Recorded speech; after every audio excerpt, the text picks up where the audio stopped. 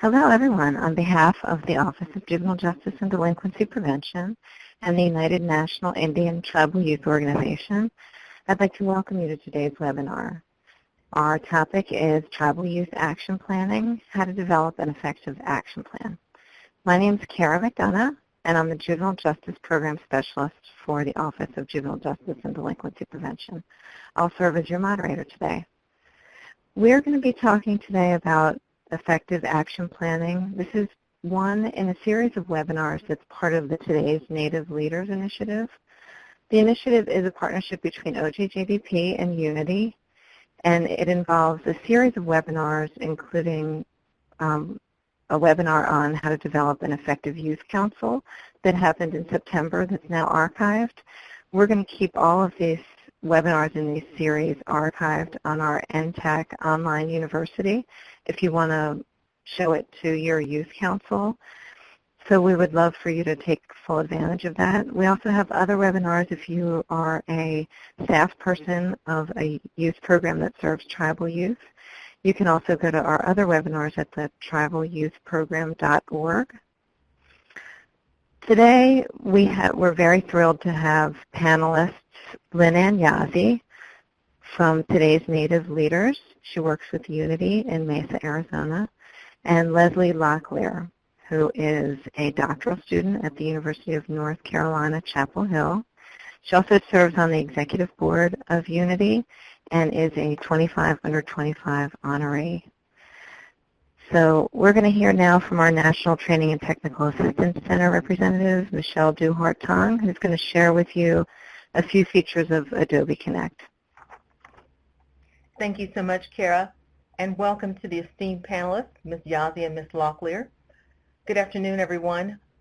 To assist you in accessing Adobe Connect tools, let's take a little walk around the dashboard. To view the bios and photos of the presentation panel, please access the documents which are available now in the handouts pod of the webinar dashboard.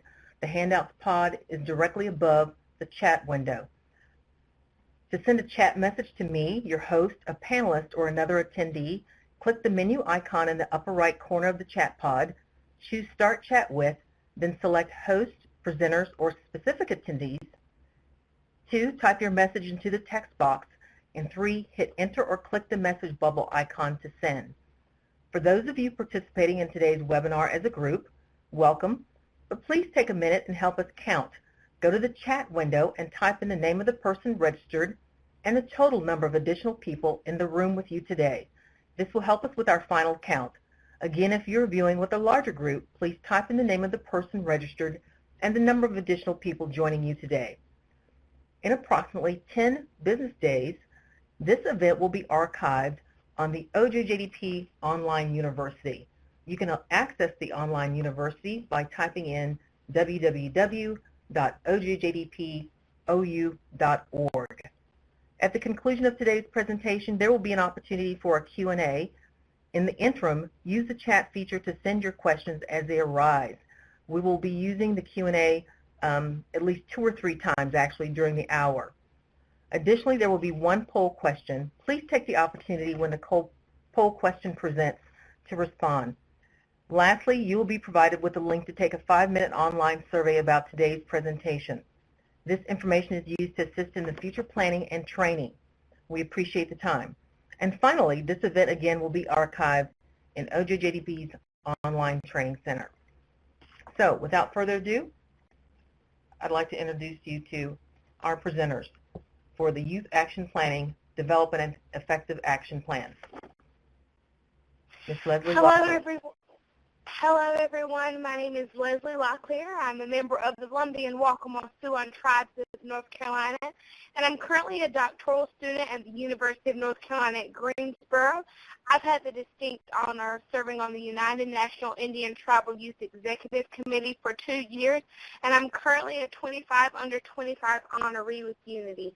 It is a pleasure to be here with you all today. And now I'll hand it over to our co-facilitator, Lynn-Ann.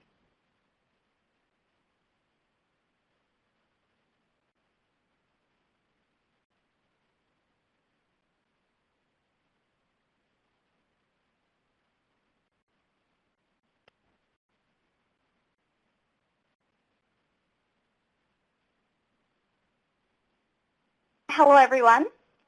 Thank you for joining us today. My name is Linan Yazi. Tua Hedlini National Do Maite Skizni Bashashin, Tretne Zakni Dishado Kia Ani Eta Chanela.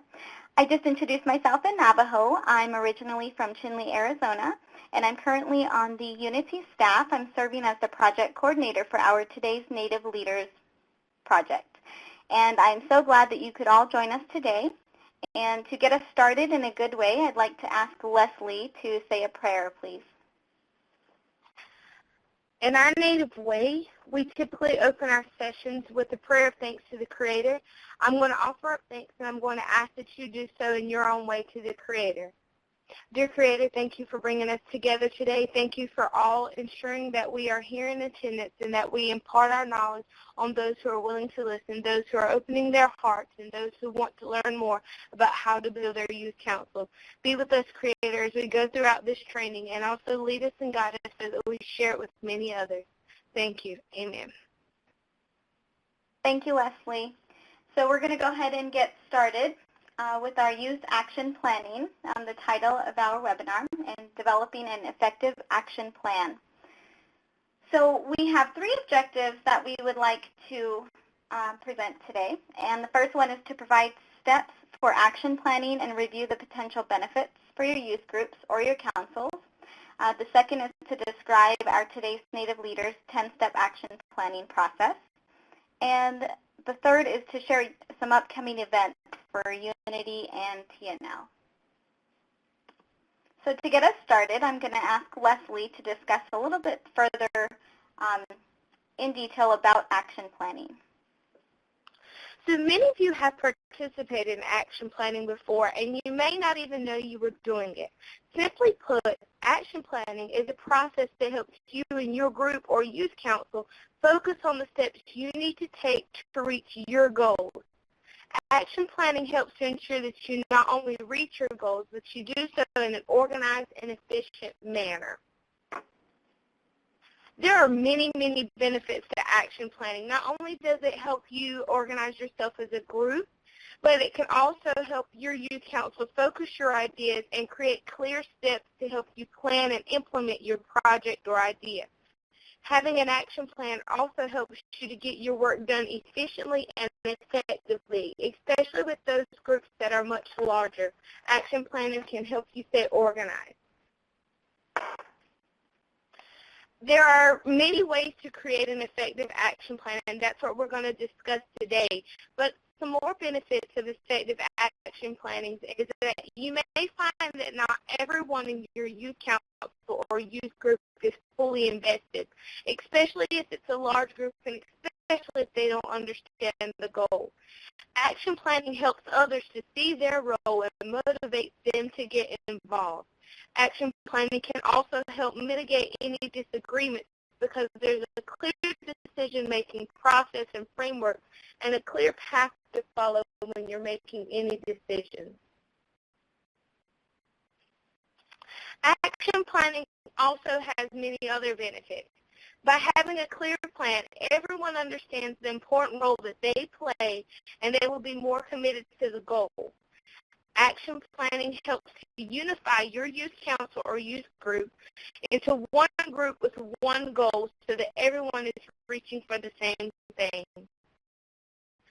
Having an action plan also helps to develop an effective communications plan and a clear understanding of expectations amongst all members. Sometimes you may feel that as a youth council, the same people take on all the same responsibility all the time. By creating an action plan and delegating tasks, everyone has the opportunity to participate and be held accountable, but they also have the opportunity to build their skills as a leader. Action planning can also help the group stay focused so that you can reach your end goal in an effective and an efficient way.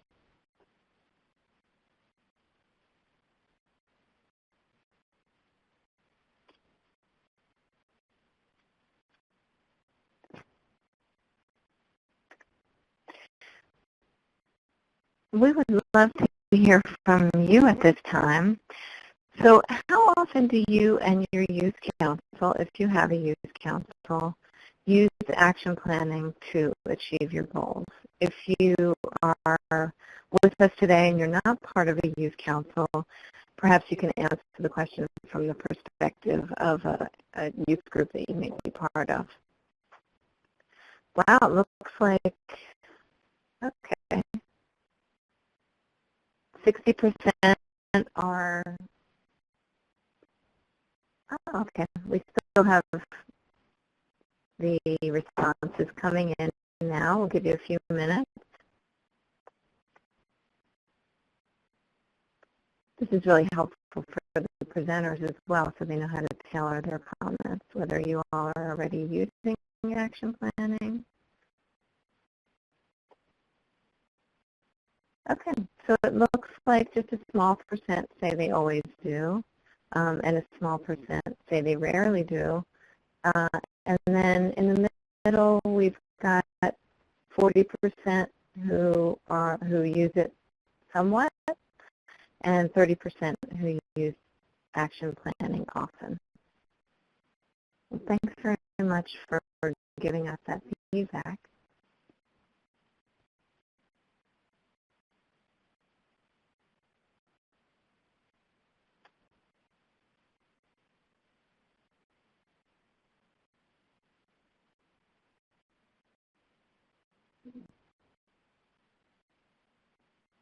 Thank you all for participating in that poll. What we're going to go on to next is discussing our 10-step action planning process. Now, this process was actually adapted from a chapter out of the Preparing Native Youth for Life's Journey curriculum, which was developed in 2004 by Unity for use by its youth councils. Now, the original curriculum was 15 steps. With a few revisions, we've actually developed the curriculum that we're presenting today, which is a 10-step process. And we've been sharing this process at our regional trainings for the Today's Native Leaders initiative. And we broke the 10 steps up into 3 different stages, basically. The first one is planning. It's a planning stage, which is one of our main focuses at our trainings. And then the second stage is basically designing the project. And then the last part is implementing the project. So we're going to go ahead and start off with step 1. Now in step 1, the whole purpose of this is for the youth councils to, or youth groups, to come together and brainstorm a list of challenges that they see in their community. So we want them really to focus on, what is important to them, because not every, issue may be a priority in every community. They may vary.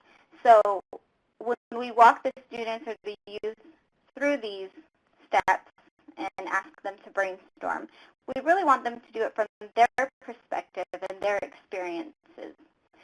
So once we have them brainstorm a list of challenges, by mind mapping, we have them prioritize the list, and then we have them select one of their higher priority needs to address through a community service project. So they're not all going to address the same concern. Again, it's really based on their own preferences. So I'm not sure how many of you have experience with mind mapping, but that's kind of how we have the kids get out all of their ideas onto paper. So we first have them start with just community challenges. And we have them brainstorm some ideas. And so I've put up just a few that we've seen that are pretty common, answers to that question when we ask about community challenges. Now, these ones came specifically from the last couple of trainings that we've had. Now, once they've gotten their ideas here, we then ask them to be a little bit more specific, because they're going to address one concern. Now, they can address multiple concerns. It just depends on what type of, project that they think they can handle depending on maybe their funding or depending on how many youth council members that they have involved. So once we have them web this out, we have them be a little bit more specific. So in this case, if we just took one of the challenges, namely unemployment, then we ask them, okay, so what other challenges does that pose? And in this case, they may say, well, because, my parents are unemployed or my guardians are unemployed, there may be poor living conditions, or we may not have a vehicle, or we don't have money for school clothes. So throughout the presentation, I'm actually going to use having no money for schools as the example to show all 10 of our steps.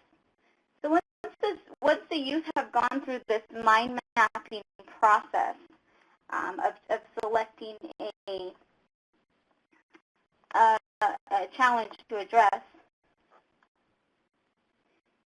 then they're going to go on to step 2, where they need to start focusing on their project.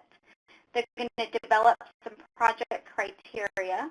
They're going to generate a list of potential projects. And then they're going to select one of those projects that addresses the challenge of not having money for school clothes in this case.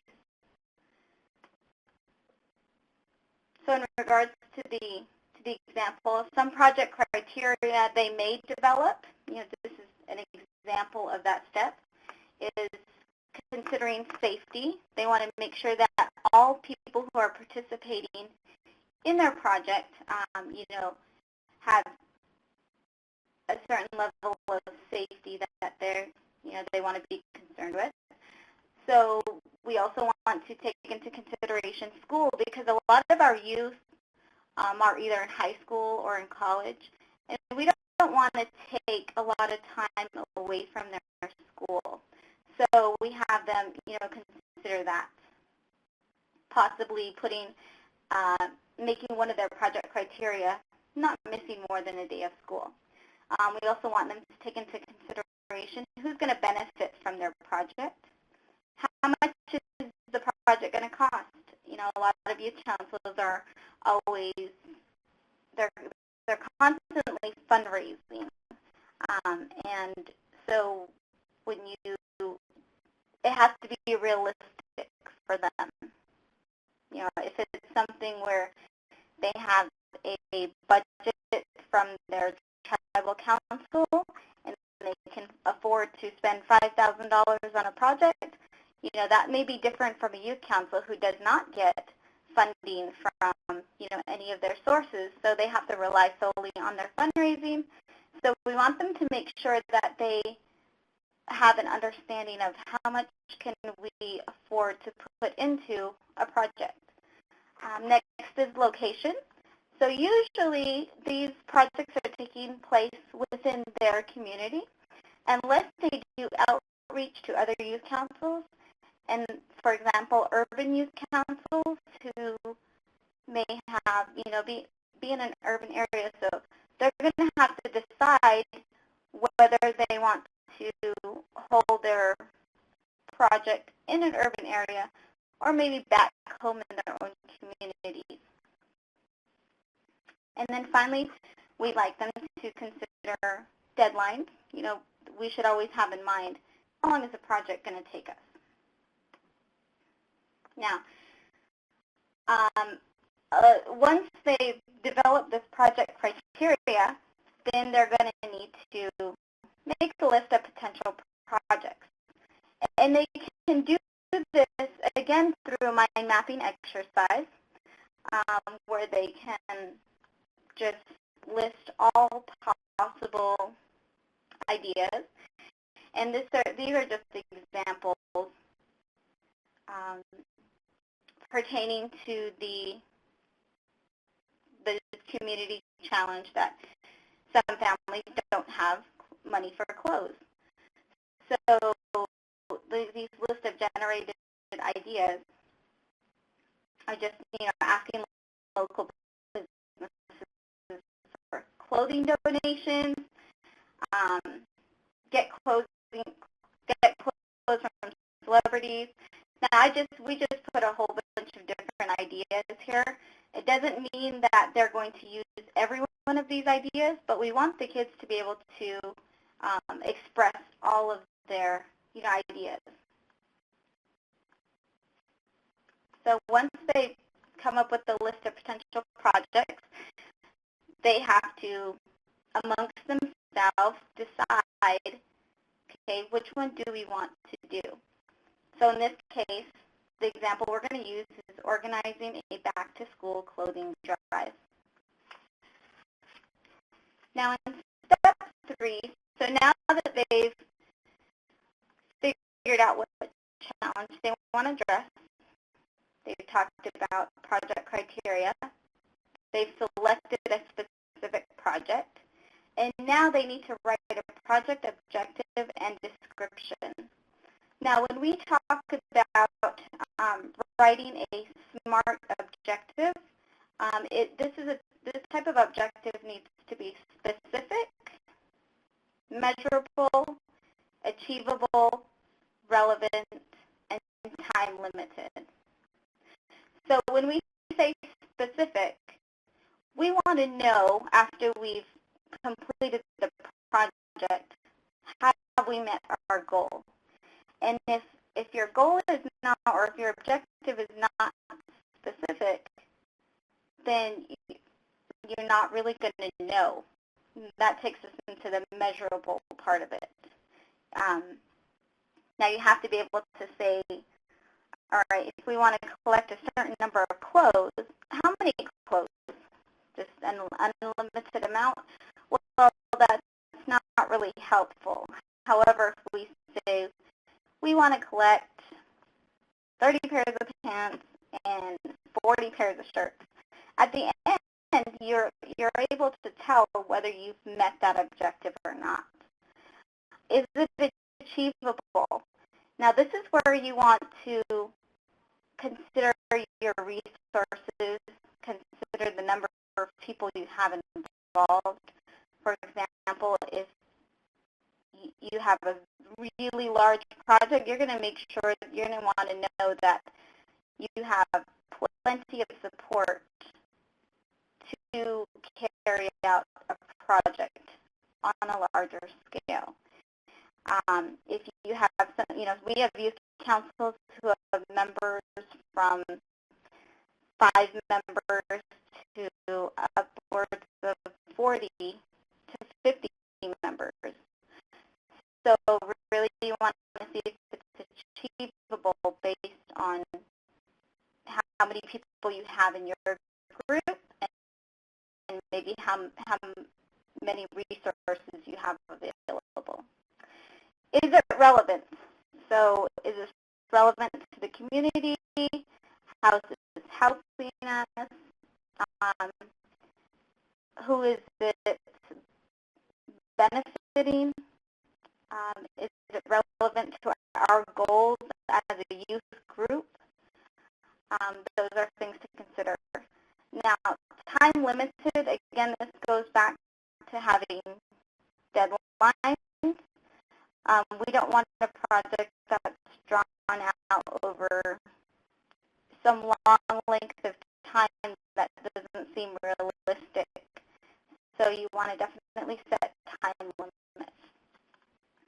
And then you also want the youth to create a brief description of their project, because when they're out there talking to people in the community, you want them to be able to talk about it and just in a few sentences discuss what their project is. So here's just an example of a project objective. By the end of July 2015, the Unity Youth Council will collect and distribute school clothes to 25 youth in grades K through 12 who attend school in the Unity School District. So when you look at the objective, you want to see if it's a SMART objective. Yes, it is specific. Is it measurable? Well, if we do collect enough clothes to give to 25 youth, then yes, it is measurable. Is it achievable? Can we collect enough clothes for 25 youth? Yes. It's relevant because it's for, you know, we're helping a whole range of kids from grades K through 12. And then, is it time limited? Yes, we said by the end of July 2015. So you want to make sure that you go back and check that SMART objective. And then just a quick project description. It just tells what it is. It's a back-to-school clothing drive. When is it going to happen? June and July 2015. Where is it going to happen? Well, it's going to take place in the Unity community. Now, keep in mind, this is just an example that I'm using just to show you the steps. And then what's going to happen, after we've actually collected the clothes, well, we're going to hand them out to who? To 25 youth in the Unity School District. So the description, we want the kids to be able to explain this to anybody that they're talking to.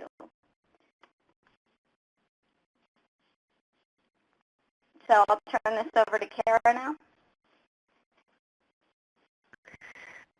Okay, well, we'd love if you have any questions that you could submit them now. Lynn Ann and Leslie are really good people to ask about how this process works with youth groups, because they just got back from the Southeast region training where they had a number of tribal youth groups come and actually go through all the steps. So if you'd like to hear, something specific about how this process works, with young people, they're great people to ask. We're going to be stopping several different times, throughout the webinar for your questions. So if you don't have any now, you can certainly type them into the chat box at any point. And I see that Nitani actually gave us a suggestion here. He was saying that it would be great to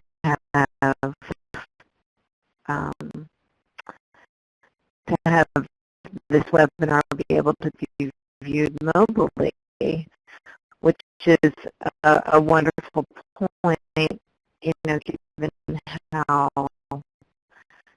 much, young people in particular are using their iPhones and iPads, so that's great. Okay, and this looks like Ashley. Thanks so much for submitting questions.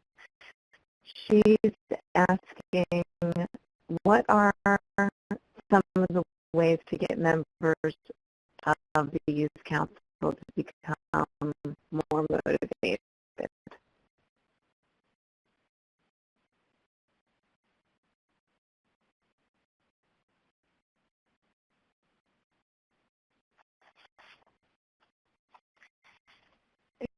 Hi all, this is Leslie, and I'm actually going to get to that right now. If there are any other questions, Kara, do you want to cover those, or I can go on to step 4 and I'm going to cover Ashley's question? Okay, that sounds great. I don't think we have any other questions right now, so why don't you go ahead, Leslie? Great. So the next part of your project is actually designing your project. So now we get into these steps that most of you probably already typically skip ahead to. So when you're creating an action plan and you're thinking about implementing your plan, the first thing you want to do is create a task list. So some people, this may be called a to-do list. Think of all of the things that you need to do before, during, and after that you need to complete in order for your project to be implemented. This list works best if you go really in depth with it. Who's going to get the forks? Who's going to get the spoons? Or who's going to get the boxes? Some of those things that we typically forget and don't think of. And on the day that we implement, we forget them. So think about the simple things. Who's getting the books, the boxes for the drive? Who's delivering the clothes, etc. This is a working list that you can continue to add to, change, and remove tasks. This is an example of a project task list, and as you can see for the back-to-school drive, these are the things that you would want to think of, that you want to write down and make sure that you remember that at some point you need to cover these things. So after you have your task list, the next step involves using the task list that you created to delegate tasks to your youth council members. Using this list, you can assign each person a task and set deadlines when they need to be completed. Keep in mind how big these tasks are and to make sure that they're equally delegated. And actually, this is a great way to get people in your group motivated and really invested in the project, because they know that they have a task that has to be completed in a certain amount of time. But they will also see that other people also have a task that needs to be completed. It really works best if, as a leader, you show them that if their task is not completed, that it will really hurt the project, that we need everyone to be completely invested. And personally, I've seen this implemented and know that people get a lot more involved when they see their names on documents in which they know they are fully responsible for them. And this is an example where you would delegate those tasks out. Here's the task organizer, and this is how you can keep all of the information for each task in one spot. This organizer keeps everyone accountable and informed about their task and the progress of the project. As you see, there's contact information here, and those in your youth council can even provide progress and comments about maybe what they're struggling with, or maybe good updates about their moving forward with their project. Now we're going to move on to step 6. Step 6 can be one of your most important steps, writing a budget. Writing a budget is a little more than you may think, and when starting to write a budget, you want to consider all of your expenses.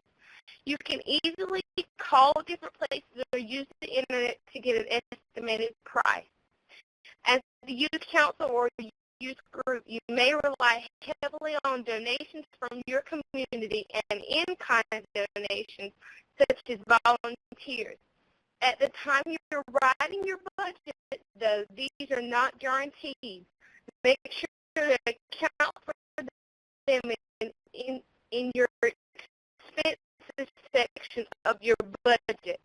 So, for example, I know that as youth, a lot of times we really do rely on different things to be donated or given to us, but we have to remember that these donations are not guaranteed. So we want to make sure that we account for them in our expenses so that on the day of, if something happens, if someone couldn't bring something, that we at least know we accounted for it. As you can see, this is a sample budget, and there are two sections, your income and your expenses. You can also see that in the first table, even though I know that the boxes will be donated, it is still listed as a possible expense. This way, I'm prepared to buy the boxes if the hardware store happens to change their mind about maybe offering them to us. You also see when you're creating a budget with your income, do not count anything as income unless you definitely already have it. You don't want to assume that you're going to get something, and then the day of or as your project advances, you do not happen to get those funds.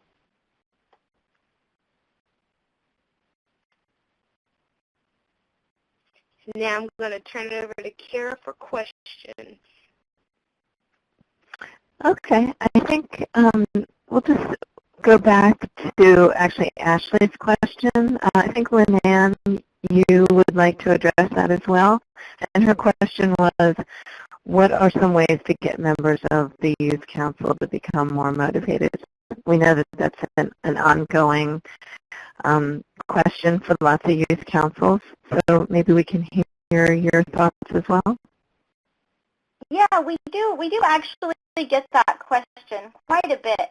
And a lot of times I know what happens is, when people talk about starting up a youth group, you have this excitement going, and you have all these, kids who want to do something. They want to be involved, and it starts out strong. You may have 15, 20 people at your first meeting, and you're excited, and you're going to do something. And then you get, 2 or 3 meetings into it, and then slowly things start to happen. Kids are involved in sports. They have homework to do. They have their family obligations. And so they really start to get spread thin, especially when they're, in their high school and college years.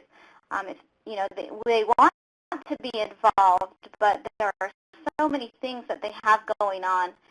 How do you get them motivated? How do you keep them coming back to the meetings? How do you keep them involved?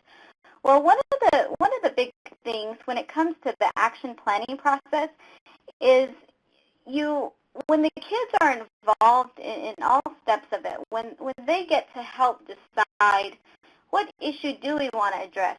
This may be something that's personal to them, so they have a big buy-in to it. When they say, when this project comes to, fruition and they've carried it out, these youth can say that, hey, that was my idea, or I was a part of that planning process.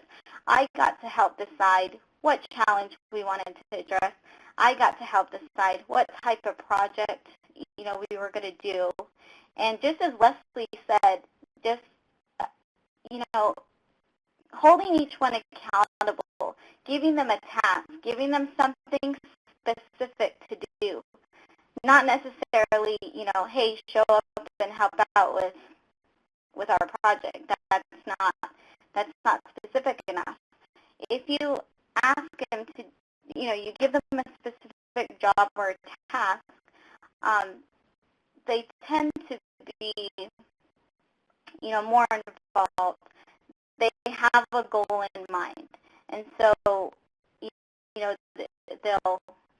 they're more willing to get involved in the process.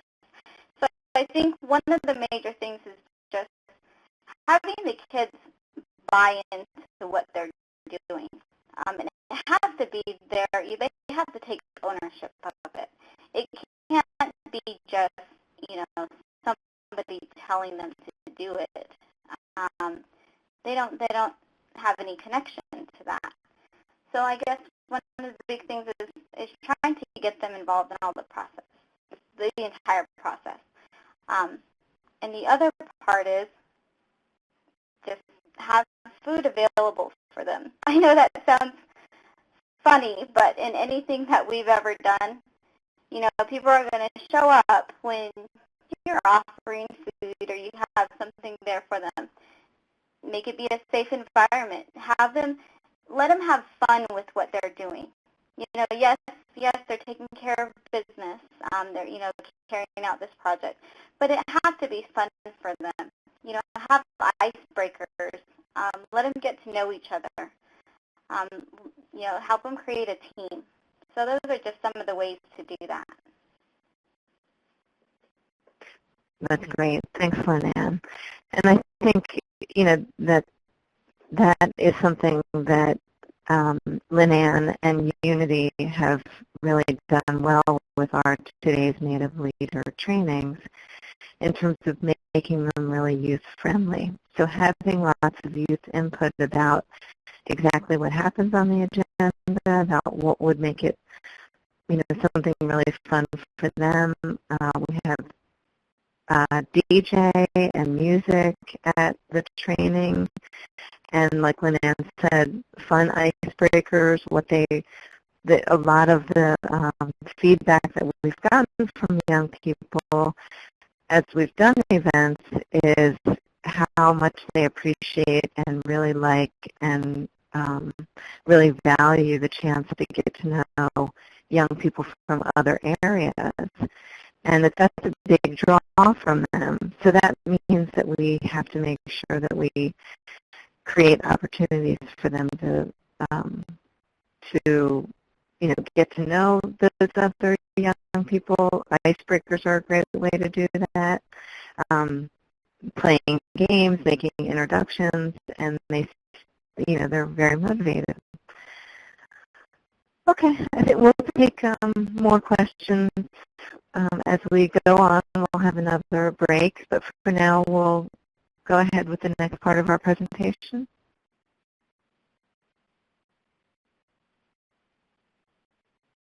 Okay, so the last stage that we're going to get into is the implementation stage.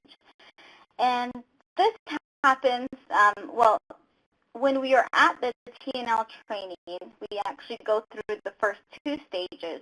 But the third stage, you know, this is when the groups go home and they have to implement their project that they've now planned and developed. So there's a few things that you do in carrying out the project. You're going to create a committee to oversee the project. You want to assign, you know, some committee chair, you know, a chairperson or chair people maybe,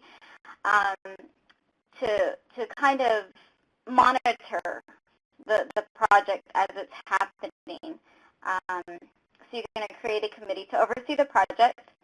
You're going to gather members' contact information. This is going to be important, especially when everybody has, you know, something different to do. Everybody's going to contribute something to this project, and so you're going to want to be able to get a hold of them, you know, at a moment's notice. Next, you're going to coordinate the activities. You're going to monitor the progress as far as task tracking. So once you have created your committee, then and you've what Leslie talked about earlier was the tasks, creating a list of tasks for everybody to do. Now that's going to always be changing. You may add some things, you may take some away. But as the project is actually being carried out, you're going to want to make sure that you're tracking everything that everybody is doing.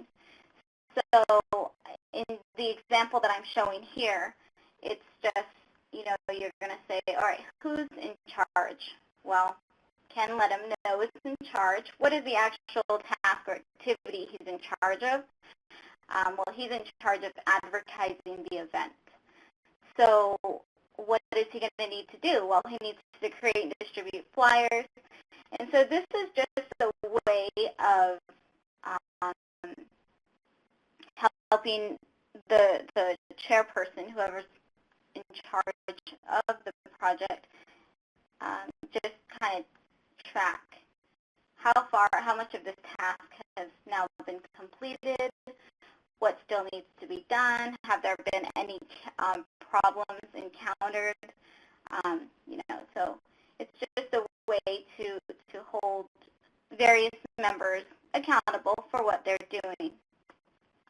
And then in step 8, you're going to close out the project. So once you've actually carried out the project, whether it's, in this case, it's the clothing drive.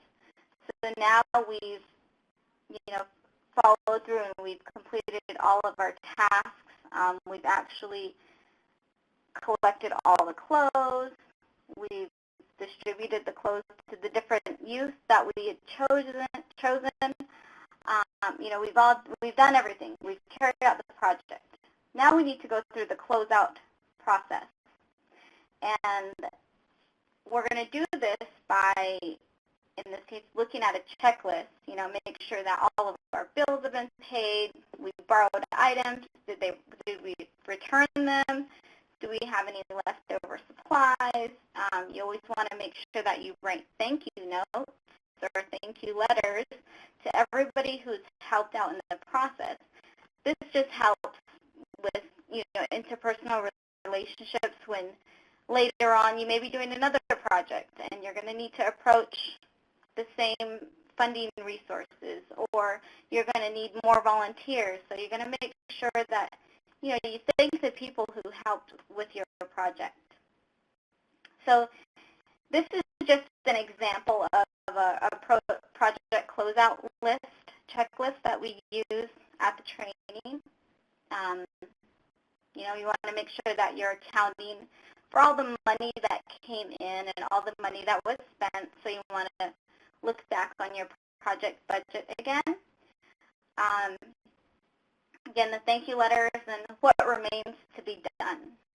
So once you've checked everything off, you know that you're closing out your project. And if there's anything left to do, you want to make sure that you note that as well. And then the step 9 is evaluating the project, which I'm going to let Leslie tell you about. And now that you've completed and closed your project, you want to take time to reflect and evaluate. Evaluating your project helps you to reflect on what went well and what can be improved for the next time, or maybe even for a different project. This is also a great time to get feedback from those involved. Other than the youth council members, you can ask advisors and volunteers and anyone involved about what they thought went well or maybe what went wrong. And they can provide this information in any form. You can do informal interviews or maybe even a short survey at the end of an event. You can ask for suggestions on what to change or what went well or what you think would have been a better idea. This is also a great way to get other youth council members involved and make sure their voice is heard about the process of the project. This is an example of a project evaluation form that helps you to easily evaluate your project by reflecting on your goals, thinking about your accomplishments, and writing down suggestions for improving the project for the next time. As you can see, it can be very detailed, and you're going to reflect back on your project objective, the date you began and the date completed, which is also going to reflect back on did you meet everything for your objective from your SMART goal. You're going to list your accomplishments, and you also want to think about even if you didn't reach your goal, there's always some sort of accomplishment that you did reach. And you always want to take that into account. And next time that you can just build on that. As you can see, you can State whether or not the project met the stated objectives, and if not, you as the youth council can discuss why. And one of the biggest parts is suggestions for improving the project. This is the section where, as the youth council, you can come together and discuss what worked well and what didn't go well, and how are we going to improve for the next time. The last step in your action planning process is telling the world. As the youth council, come together to write a final report on your project. Include your objectives, goals, tasks, and accomplishments. And it's a great way for you to include photographs or maybe even a video of all the amazing work that your youth council has done for this project. One thing about the project report is that you can share it with everyone. Once you've completed it, share it with the Unity office on social media, with the school, with the local newspaper. By showing the outside world what your youth council did, you can gain more support for your next endeavor. You can also show this to other people who want to know exactly what your youth council is doing and how can they get involved. This is a great way for you to keep track of all the amazing things that you're doing as a youth council, and also a great thing to use when you're applying for scholarships, applications, and even college. You'll be able to keep documents and keep track of all the things in community service that you've done. And now I'm going to turn it back over to Lynanne to talk about some upcoming events.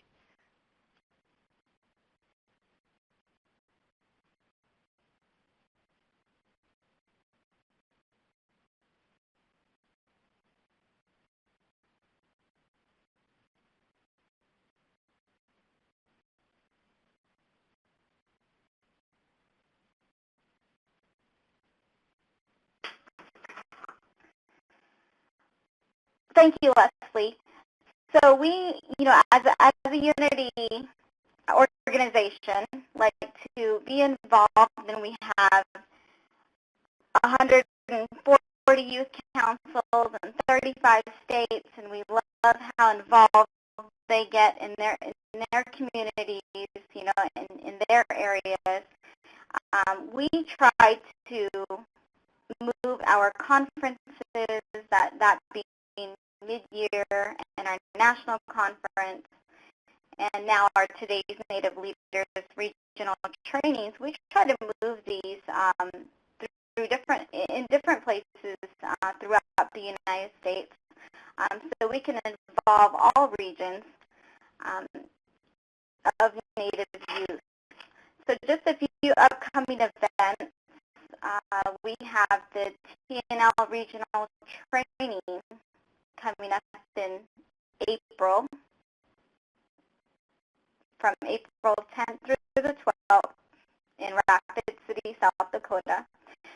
Now we're focusing on North Dakota, South Dakota, and Nebraska. However, we invite anybody across the nation, to bring their Native youth to our Today's Native Leaders training.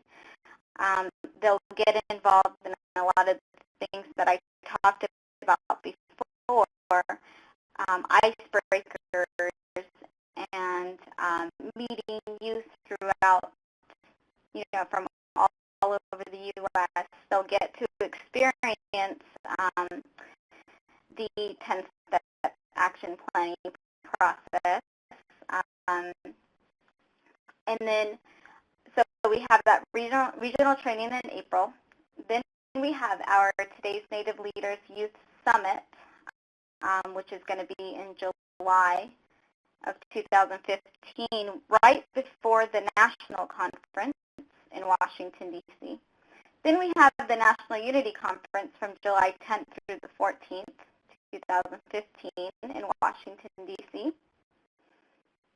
And then in the winter, our next winter, in November 2015, we have the TNL Regional Training in Spokane, Washington.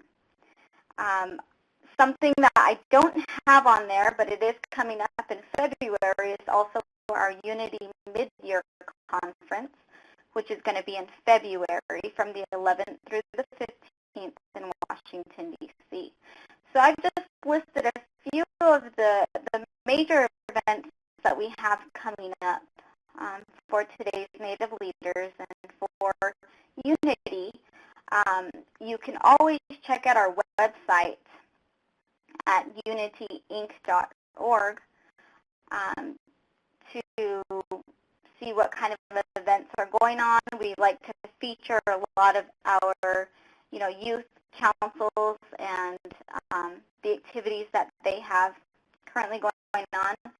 If you do not receive our e-blasts yet, you can sign up and you can subscribe on our website for that.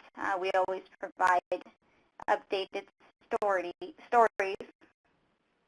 And again, if you have any questions about any events that are coming up, you can check out our website, give us a call at the office at 480-718-9793.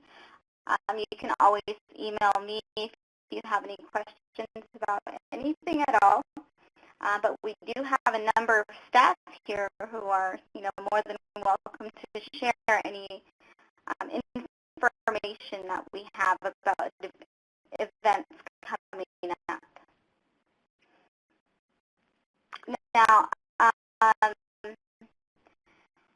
in regards to the conferences, we have all of our registration links on our website. The Today's Native Leaders Regional